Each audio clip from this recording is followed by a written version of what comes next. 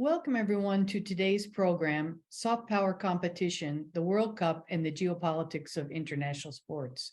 For those of you who don't know me, I'm Susan Elliott, President of the National Committee on American Foreign Policy, the organization sponsoring today's event. And I want to thank all of you for joining us for what I know is going to be a very interesting and timely discussion. Our program comes, as you all know, just before the final match of the world's largest sporting event, the FIFA World Cup.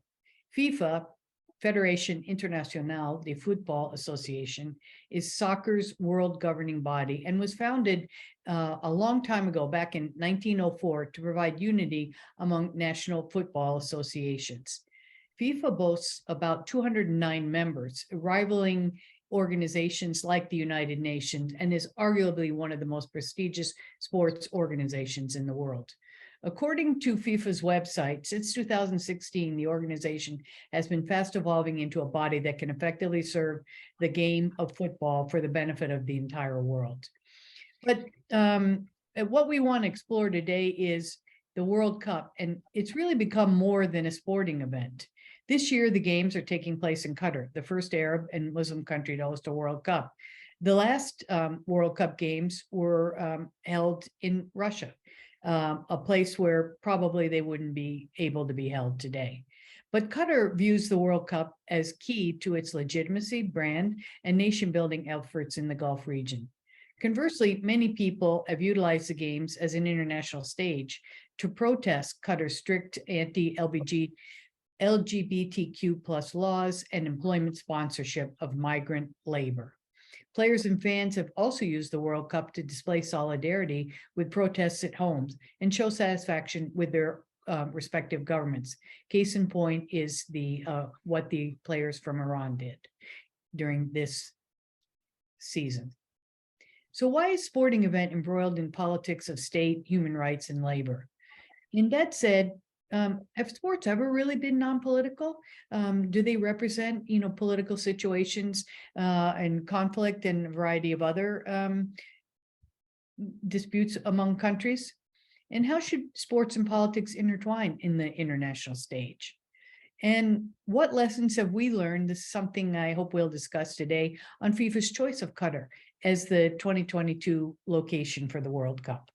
So we've assembled a really good panel of experts to help us explore and untangle some of these questions. So I'm just going to briefly introduce the panelists to you, and then I'll turn the discussion over to our moderator, Nicholas Thompson. So first we have Dr. Heather Dichter. Heather is an associate professor of sport history and sport medicine at the De Montfort University in Leicester, United Kingdom. She's published widely on international sport, the Olympic Games, and diplomacy, with a particular focus on Germany. Her most recent book, Bidding for the 1968 Olympic Games, International Sports Cold War Battle with NATO, won the 2022 Lord Albert Literary Prize from the British Society for Sports History. We also have the Right Honorable Jim Murphy. Jim is currently the Managing Director of Ardent Strategies, but he's a former cabinet minister in the UK government and held multiple ministerial portfolios while a member of the UK Parliament. He served in both the Tony Blair and the Gordon Brown administrations. Jim is also the author of a well-received book, The 10 Football Matches That Changed the World and the One That Didn't. So that's one of the reasons why we have a former member of parliament on today's panel. Jim's also a marathon runner and a keen footballer, so we're eager to hear his point of view on FIFA and the World Cup. And finally, moderating our discussion is Nicholas Thompson. Nicholas is the CEO of The Atlantic, a position that he's held since February of 2020, and he's also an experienced runner and sports fan. He was previously editor-in-chief of Wired, and under his leadership, Wired broke many great stories, include the much lauded stories about Facebook, cyber warfare, and the Robert Mueller investigation. And we are pleased that Nick serves as a member of the Board of Trustees of the NCAFP. So before I turn the program over to Nick, I'll just review a few technical points. If you'd like to ask the panelists questions, we're using the Q&A box, which is located at the bottom of your screen. You can click on the box, type in your question, and we will monitor that and try to get to as many of your questions as time permits. We're also recording this program, and it's on the record. For those of you know people who weren't able to participate in today's discussion, it will be available for viewing on the NCAFP website and our YouTube channel very soon. So now, thanks again to everyone for participating in today's program, and I'll turn the discussion over to Nick. Wonderful. Thank you, Susan, and hello, everybody. All right, so Jim, I'm going to start with you. I've been wrapped. Man, this World Cup has been incredible. The game's just been fabulous. I've taken little breaks from work to watch penalty shootouts. The story of the U.S. men's national team, I really thought they had a chance. That England, like France game, that was bananas. What was your favorite game, Jim? How closely have you been following it? Thanks, Nick, for what should be the easiest question of this entire session. When we spoke earlier, I said to you, I love football so much. I am so obsessed by it. I completely buy into the power of good of football and the way in which it can change societies. But it's because I love it so much that I've taken absolutely nothing to do with this World Cup. I haven't watched a game. I haven't seen a goal. I'm not sure I've seen a pass or a foul. It's just not for me. It shouldn't be in Qatar. I've been to Qatar during the building of the stadiums, met many of the people who were injured or displaced as a consequence, who were injured or abandoned in Qatar on the building sites. And I couldn't, with a clean conscience, look at football matches played in stadiums built with what I believe to be on the probably close to slave labor. So Nick, I'm not saying you're a bad person for watching it. I'm just saying that as someone who's been to most of the World Cups in my adult life, I've travelled all over the world watching these tournaments. Even though my team Scotland are rarely in them, this is one tournament that I just have is passed me by. However, I follow the politics of all of it very closely, and we can chat about that. But thanks, Nick. Thanks, Nick, for that nice opening question when you knew the answer, and everyone's going to be saying, why have we got a guy on to talk about the World Cup who hasn't watched a single moment of the World Cup? It's amazing that you've held to it. I had lots of friends who went in saying they're going to boycott it, turn their backs on the TV, and 15 minutes in, they're there with beers on the couch cheering. Heather, is Jim's position the moral and appropriate one? You're an expert on this. You know a lot about it. You know the whole bidding process. You know everything about this. Is he right, or is he just being a little extreme here? Like, shouldn't he watch it, engage, and try to improve the situation instead of stepping back and boycotting? I think that whether or not somebody chooses to watch the tournament or not, I think there are a lot of people who have chosen not to watch it. And ultimately what that will result in, I think, is probably lower viewership numbers, which can ultimately have a bit of an impact on FIFA thinking about where they will allocate tournaments in the future. We've already seen that and heard that there's lower attendance than in what they were expecting from international visitors to the country. You can see on the TV, there's often quite a few empty seats in some of the stadiums. So I think that hopefully will make FIFA think about where they allocate events in the future, and perhaps other international federations as well. I think especially some of the very early games, in the group stages, people were commenting that, quite frankly, that's what it looked like when Doha hosted the World Championships in track and field a few years ago, before the pandemic. That sense of fairly empty stadiums needing to try to find people to fill in those seats. So if that's going to be a challenge that ultimately impacts from a financial standpoint down the road, we may see that down, in the future. So if indeed Jim's boycott, other people's boycott, has led to lower revenue for FIFA, and that lower revenue is less than the amount of extra bribe money they get, you might have no Qatar in future sporting events? Potentially. Sponsors do play do play a stronger role than I think a lot of people realize. When the Olympics had their scandal after Salt Lake City's bidding scandal became known, it was actually the IOC sponsors that withheld signing their next sponsorship agreement until the IOC actually made some changes. So the sponsors do have quite a bit of power, as do the TV contract, the TV rights holders.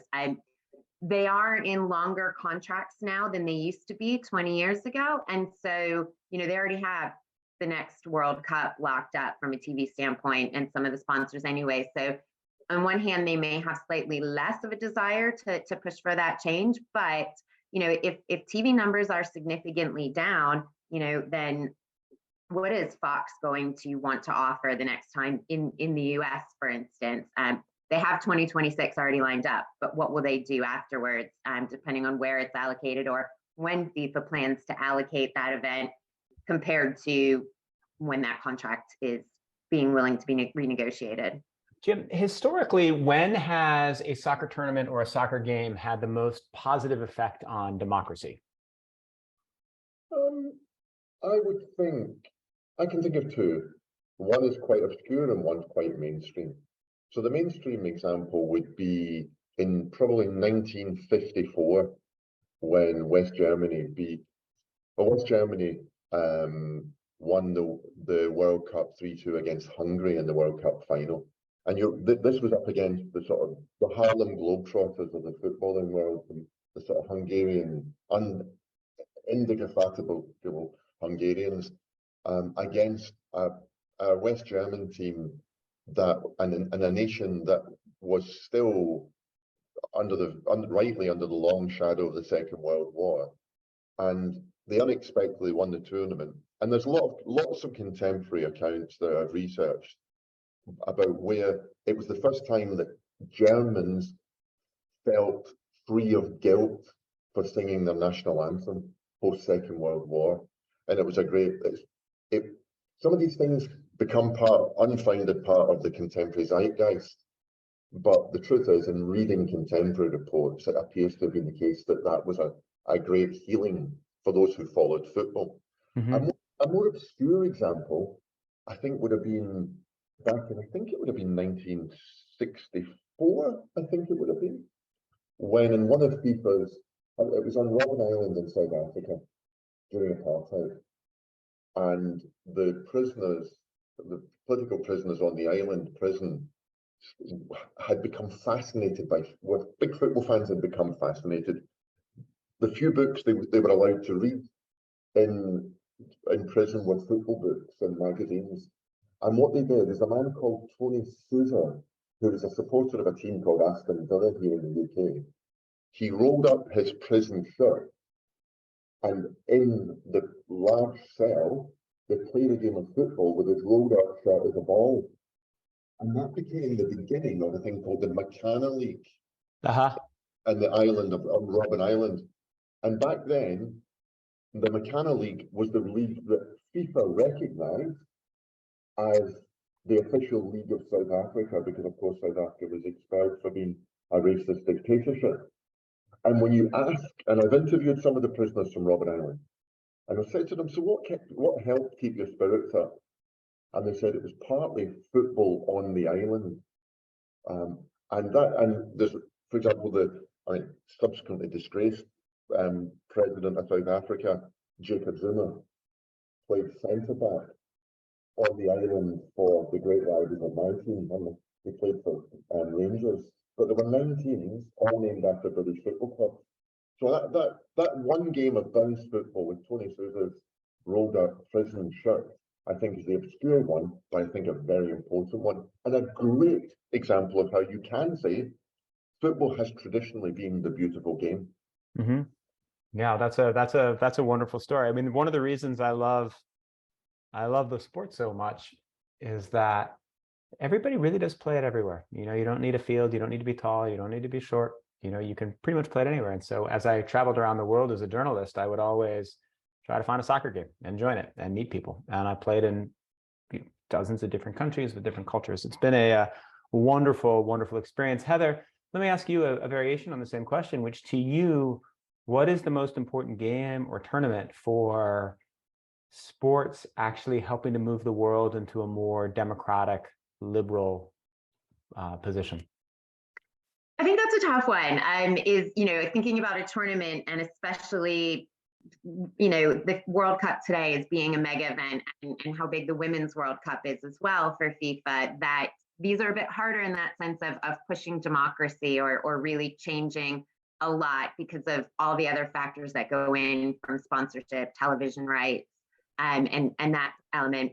And I think there's that hope that international sport has had, you know, oh, if we bring the World Cup to Qatar, that it will change there, just like there was this, you know, rhetoric, we'll bring the Olympics to China the first time that happened in 2008, you know, and we saw that didn't happen, you know, within China. And when the Winter Olympics were there earlier this year, there really wasn't that rhetoric of, oh, the Winter Olympics will also bring change to China.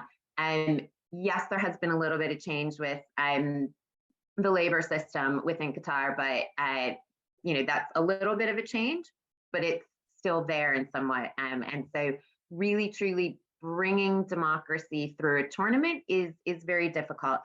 Bringing democracy and elements that go along with that at more of a local level, kind of person-to-person learning level, you know, this is where we can see a sport like soccer, or really any other sport, you know, through different exchanges that might be run from NGOs, through various foreign ministries, and even just kind of other kind of private entities to bring people together from different backgrounds, different cultures, you know, using sport to help learn about, be it various elements of public health, women's health rights, learning about how to run a sport club through democratic means, which was something all three of the Western allies did during the occupation of Germany. You know, they very much used all sports, including soccer. And then they had some soccer games, which were, you know, as fundraisers to help bring money for whatever the needs were in certain cities. So you can kind of use it in that level where it may have a more direct impact on democracy.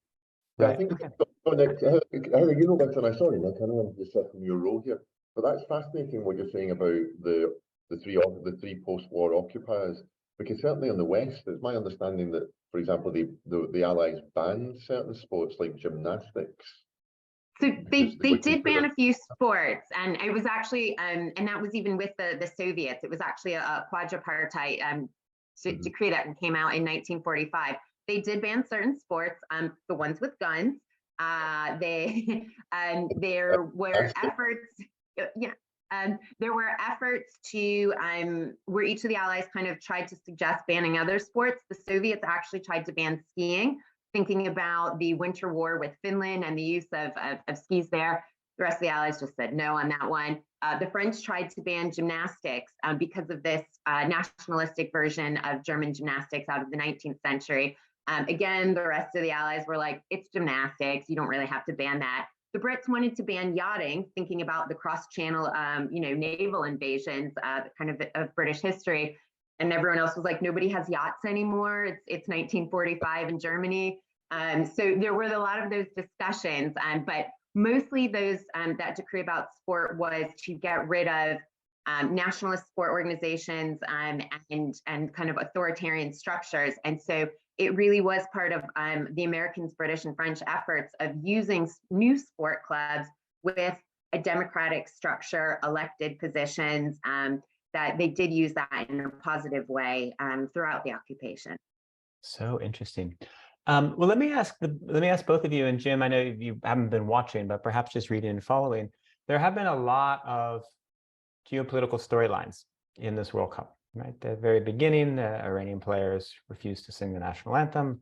German players considered protesting in favor of gay rights. Harry Kane considered protesting in favor of gay rights. There have been, you know, France versus Morocco, which, you know, has, you know, a lot of colonialist overturns and a lot of history there.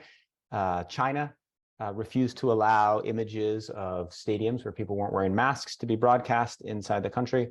Tell me the storyline or the storylines to you that have been most interesting and the consequences, if any, of those stories.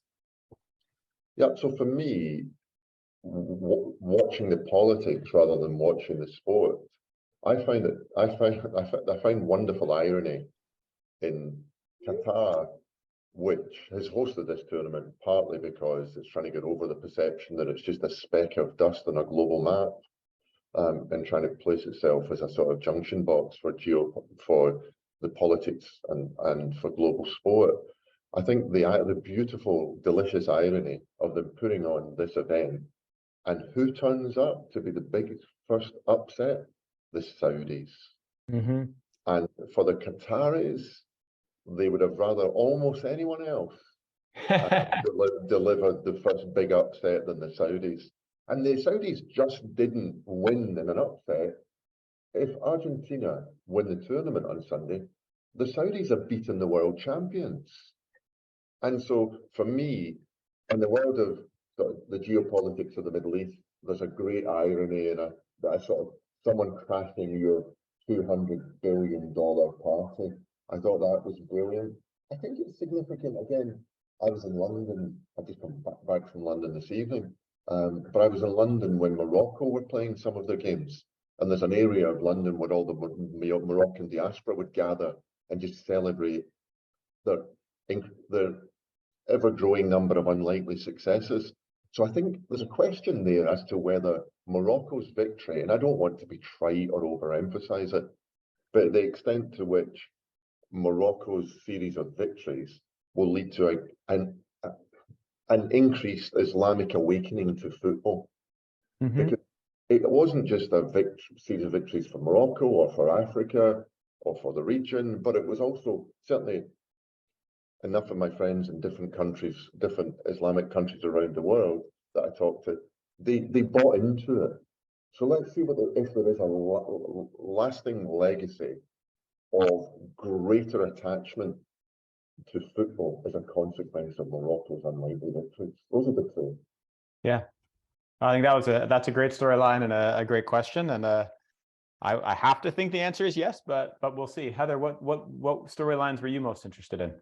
I think it's so many of all the ones you named, and I hadn't even thought about that, Jim, that you mentioned, and I think that's something we'll see. Is it 12 years from now at a World Cup where the athletes are saying, I as a kid watched Morocco's success, in the way that you have the waves of the women's players, every kind of 10 years or so for the US.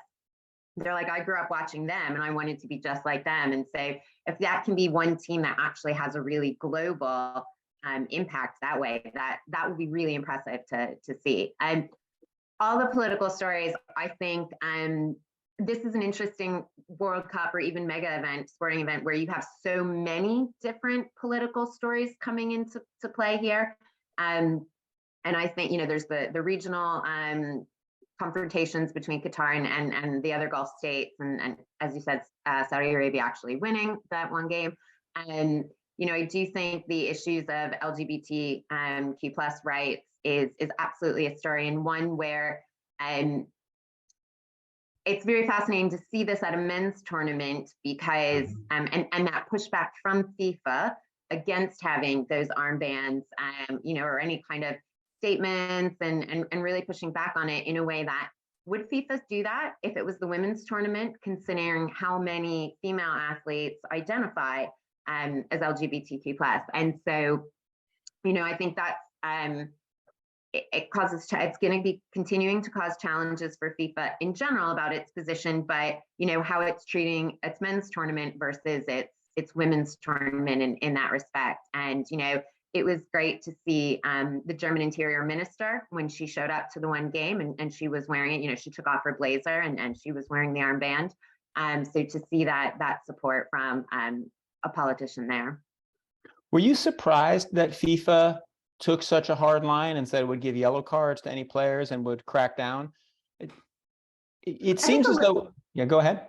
I would say a little bit, yeah, in a way, because there's so many things they have to approve in advance, and what the jerseys look like, that Denmark's subtle jersey, subtle protest, that had to be approved a long time ago before they could even be made to appear at the tournament. So it's not like they didn't really know about the armbands. They're supporting football is a game for everyone, everyone should feel safe. And yet then they come out and make that decision so close, right at the start of the tournament, did seem a bit shocking in that respect.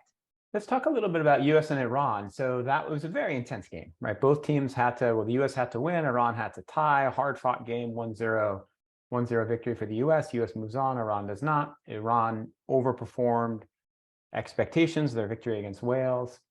One of the things that interested me is that the US-Iran game was quite clean. There was no nastiness, players helping each other up, hugging each other at the end. Is there any, even if it's tiny, positive effect on US-Iran relations in the way that Iran views the West? Is there any positive effect in reverse? Is there any bonds between the players? What are the implications of that game when we look back on it a few years from now? Yeah. Heather, do you want to go first? I don't. Who would you like to go? You can. Okay. So first of all, the point about the rainbow armbands and FIFA telling them not to wear it, I thought the teams who wanted to wear it should have pushed harder. Yeah. Because here you have the Iranians refusing to sing their own national anthem with all the sanctions that are beginning to sort of be launched against them. And here you have this predominantly the Europeans, possibly and the US also, saying that, okay, we're too terrified of one of our players getting one yellow card for wearing this powerful symbol. I have to think that if the sort of 6 or 8 teams who were intent on doing it had stood together, FIFA would have backed down. But we'll never know. But I thought the timidity of the associations, not the players, but the authorities in those nations, I think was really poor compared to the bravery of the Iranians. In terms of, I'm not qualified to know what American perceptions will be of Iran as a consequence, but in terms of Iranian perceptions of the US, I thought the stories that I read afterwards of the lack of in-your-face, over-exuberant humiliation of the Iranian players, and in fact the opposite, the sort of solidarity and empathy, that will have been seen in Iran. And that's not the image of the great Satan that the Iranians are taught from birth, well, since the revolution. So I think that will have an impact around the edges, but we shouldn't overstate it. Yeah. Because ultimately there are much more important things going on in Iran at the moment, of which this, however, I think was a net plus to the sort of the dignified growing outburst of opposition to the regime. Yeah, that makes sense. Heather? I think absolutely. There's long been efforts of trying, having athletes from different countries, overcoming political differences. And with the US and Iran, they played each other in basketball at the Olympics recently. But historically, there've been some, wrestling tournaments or events or bilateral exchanges in that, which, don't get the media coverage in the US, would get media coverage within Iran, but to have that on that global stage with the coverage of FIFA's World Cup, absolutely. The idea is that it should help, and that's kind of the ideas behind it. They played against each other politely. They, those on the field who had those interactions with American players, whatever might have been said between them at different points on the field or at the end of the game, they will go home and tell those stories to whomever, and it will kind of be passed around. And that's where that sense of that people-to-people diplomacy, which we normally think about it at a grassroots level, could actually have that positive impact here as well. That's super interesting. I think it's in real contrast to the game that I read about between Switzerland and Serbia, where, and we can't go into all the detail of that for time reasons, but if anyone wants to understand the antithesis of the Iran-US game and the sort of human relationships, anyone who wants to follow the sort of polar opposite, just Google Switzerland-Serbia in terms of the personal and collective animus between the two groups of players. Yeah, and the mention of Switzerland brings me to one of the questions that has always interested me that I'm sure you both have good theories on. So players often choose which country they want to participate on, right? So Serginho Dest, who was a star for the US, grew up in the Netherlands, but an American father, he chose to play for the US because it's an easier team to make. Totally understand that. There's a player on Switzerland who grew up in Cameroon and has Cameroonian parents and relatives, scored the first goal for Switzerland against Cameroon, did not celebrate.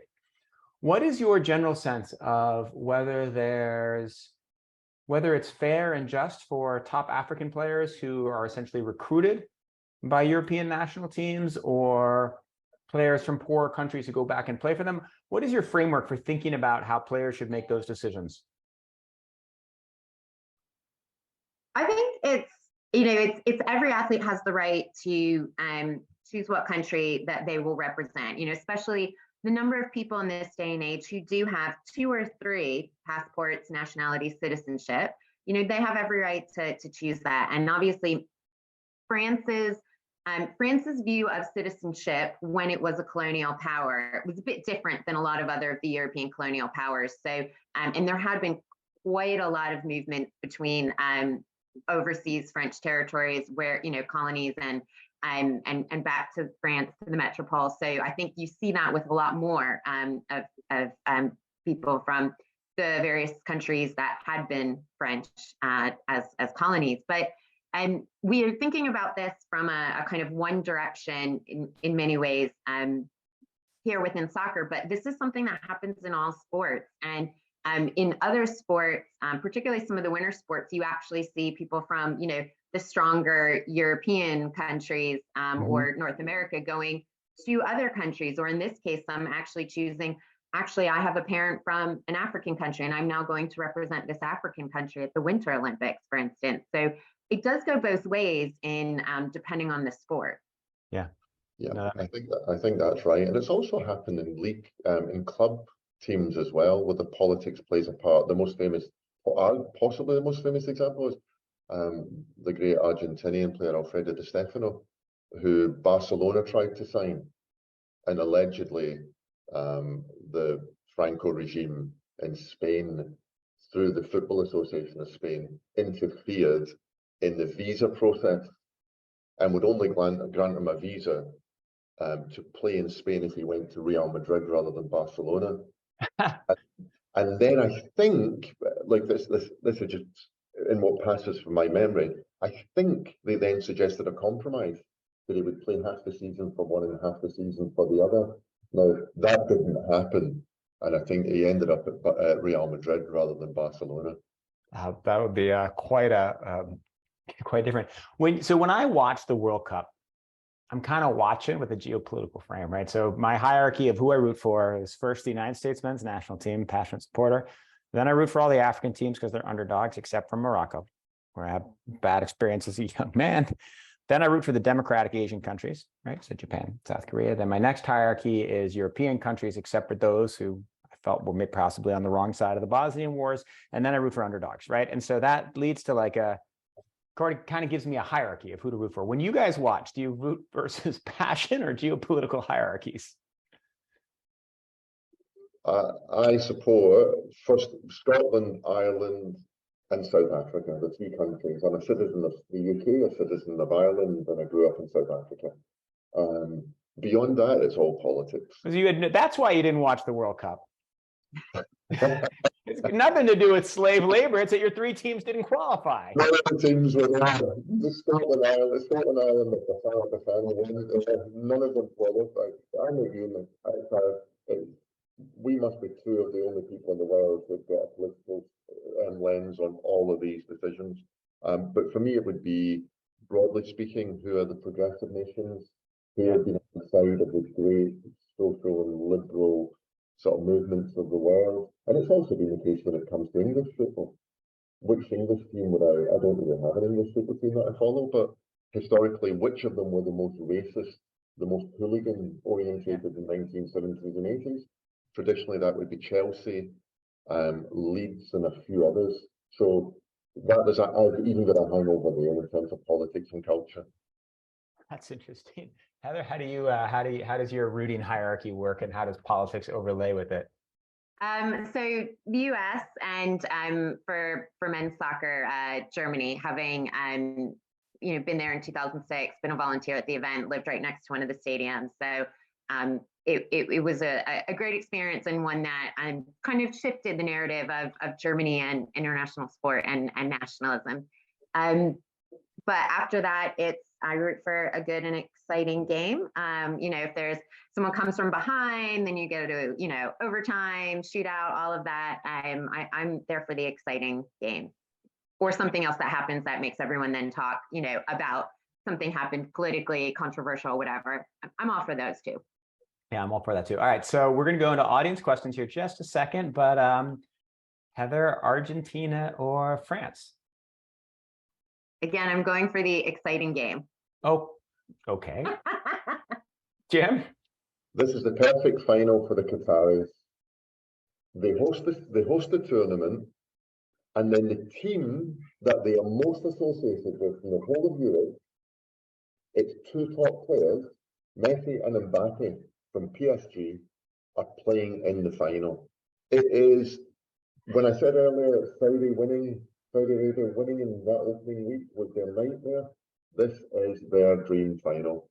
I don't care who wins, because the tournament shouldn't be there. I won't even be watching it. I'm going to go for a long run and not listen or watch. Sorry for bah humbug at a time of Christmas.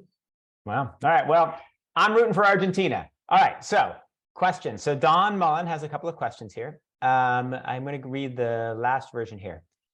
The Little Prince Hospital was formed. Okay, wait, hold on. Sorry, I'm going to go to somebody else's question and then figure out, then go through exactly, because there are a couple comments here. Richard Howe, do you think that this World Cup will have an effect on the popularity of soccer in the United States? Most of the US soccer teams are only marginally profitable, and women's soccer league is struggling. Do you think they could become stable by the time of the next World Cup? Good question.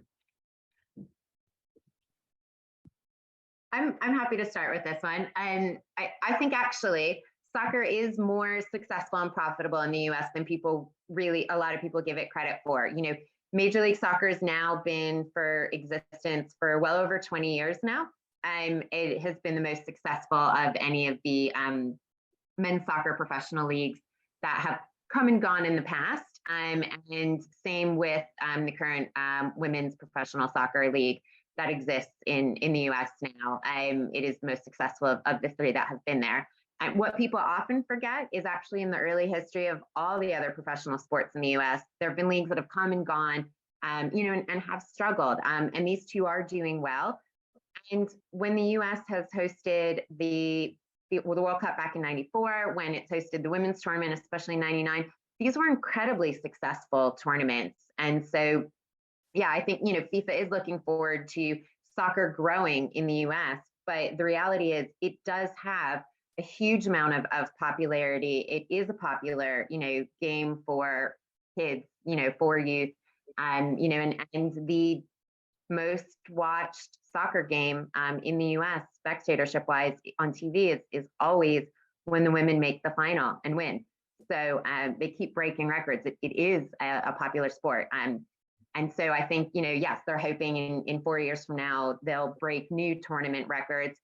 I'm sure they'll have an easy time breaking tournament attendance records, especially compared to this year. And viewership, the timing, because it'll be in the US, the time zones will make it better for the US, more challenging for the rest of the world, but the rest of the world will stay up and watch their team play at all hours. So I think that's right, Heather, and I hope you're right as well, is that when the World Cup's been on in the UK, certainly in London, the women's games, now that they've been properly promoted and they've been brought in-house, there's regularly 40 or 50,000 people watching the women's game.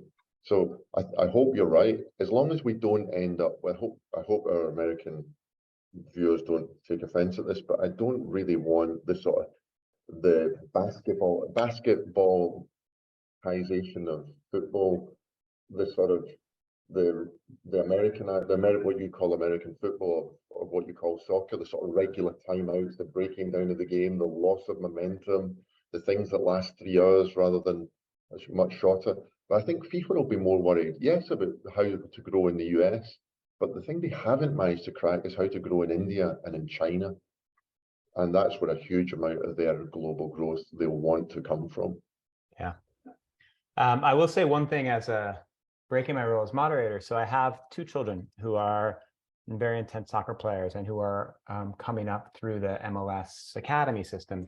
And what is clear is that if you look at the US men's national team this year, it's very young. Part of the reason it's very young is because the training that's given to basically over the last 10 years, the academy program and then the Academy Next program has transformed the way kids in this country train and made it much more like the way they train in Europe. When I was a kid, sure, we all played soccer, but there wasn't anything that was 1/100th of the intensity of what my kids are going through. So I suspect that fandom in the US will grow because of what's happened in the World Cup. And I also suspect that the quality of the US team will grow because of this academy system that's been built. And for better or worse means that my wife and I are in Whippany, New Jersey all the time.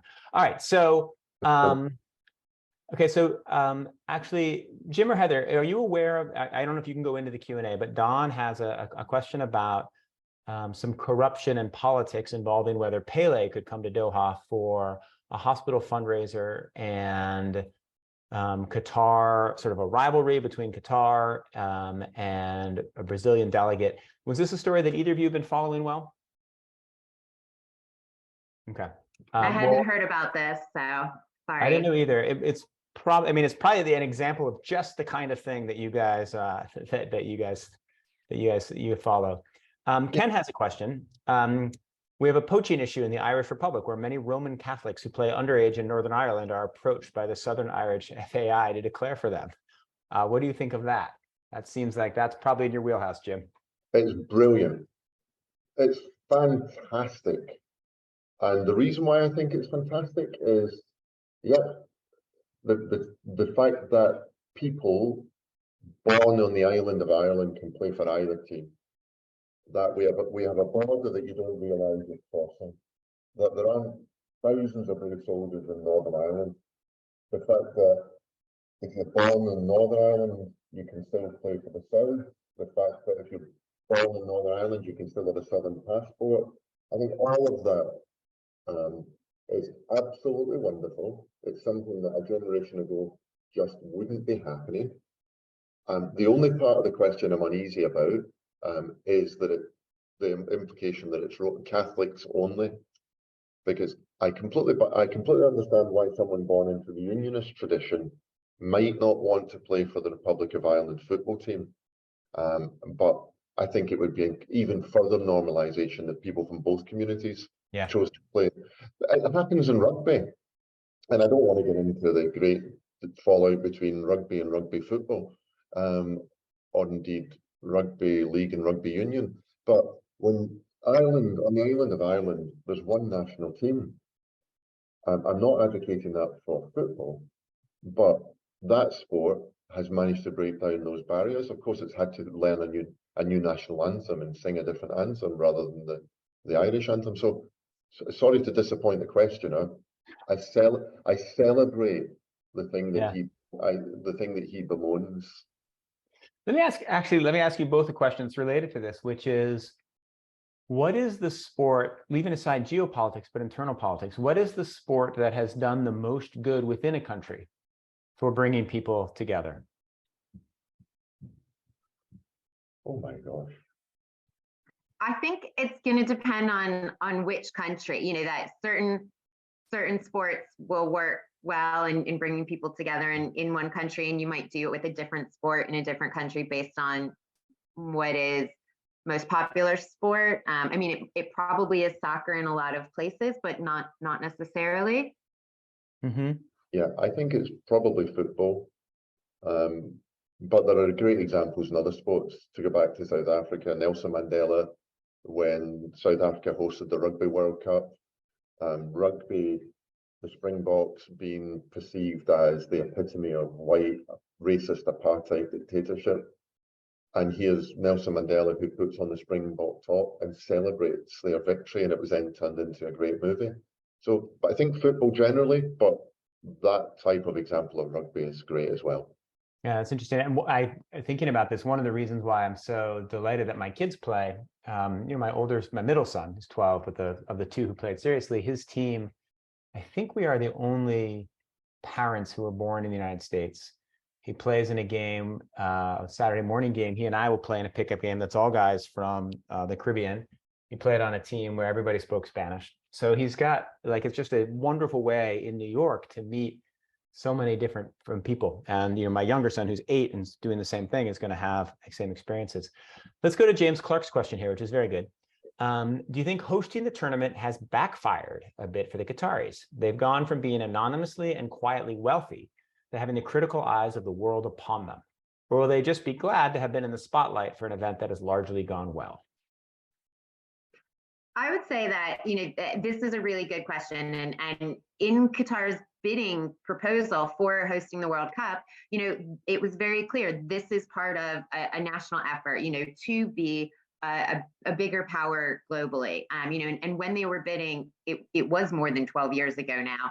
And this was in that era of when the rising powers, the BRIC states, were all being awarded other international sporting events, be it the Olympics, early other FIFA World Cups, and in India's case, the Commonwealth Games.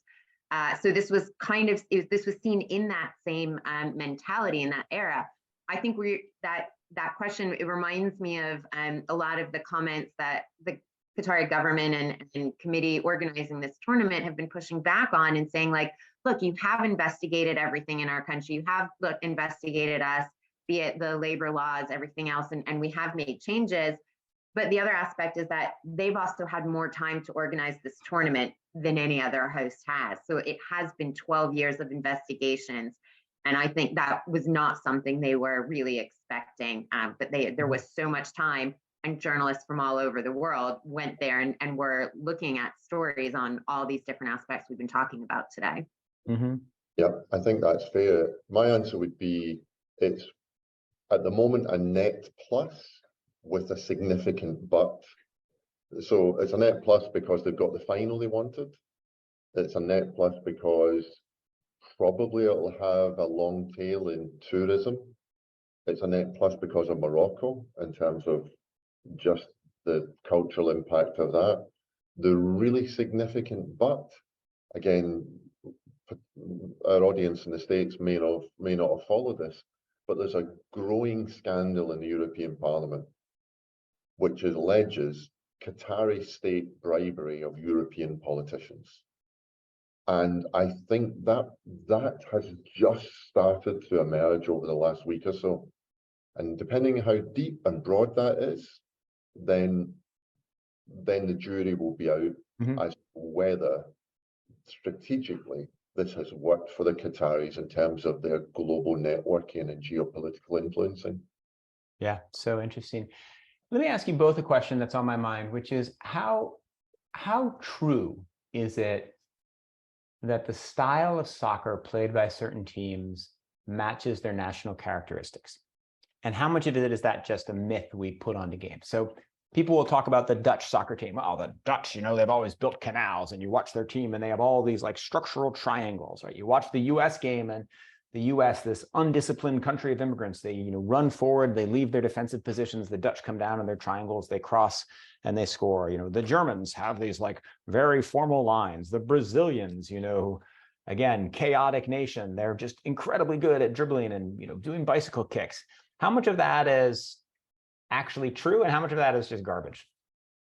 It's a great question. And I think in the main, for the significant teams, it's largely true, I think. Partly, but I think this is something I would want to reflect on a little more, Nick, is that partly because the national teams are often coached by former players of the national teams. So it becomes reinforcing. Yeah. So while the fitness levels, nutrition, the science changes, quite often the players are inculcated with a sense of this is the way the German team plays. And so that's in the more I think that's in the nations with the largest leagues. That's the case. England, Germany, France, Italy. But I think in those countries where the players are playing internationally in their league football, and where they're more open to taking international managers for their national team, I think it's less common there. Yeah.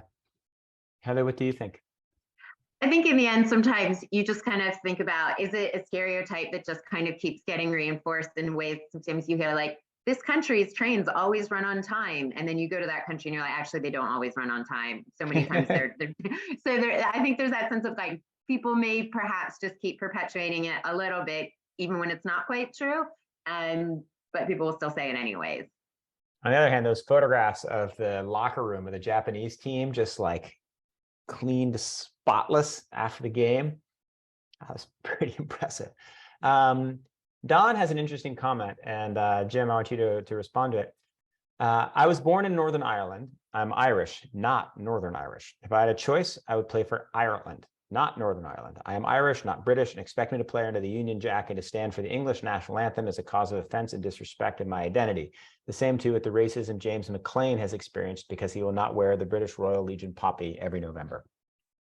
Yep, there's a lot in that, and that's another seminar all on its own, Nick. And firstly, when I was in Japan myself at the World Cup, the Japanese supporters next to me spilled their cup of Coke, and they went away and got a mop to clean it during the game. The supporters, not a staff member. On the most substantial point about identity, well, this is the politics of identity writ large.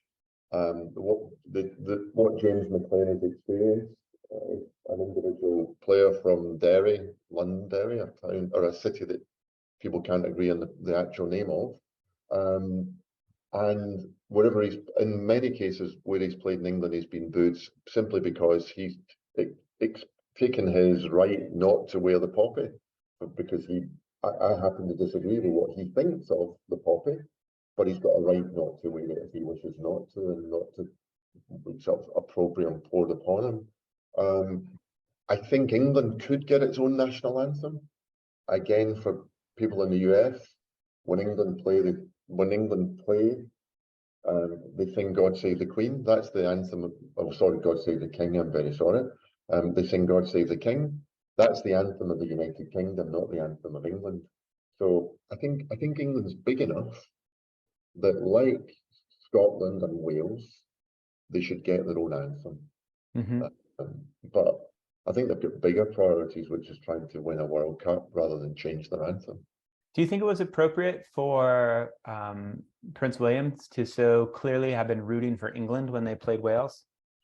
Oh, I didn't know that you had, because I haven't been watching. But like the previous Prince of Wales wasn't exactly a big football fan.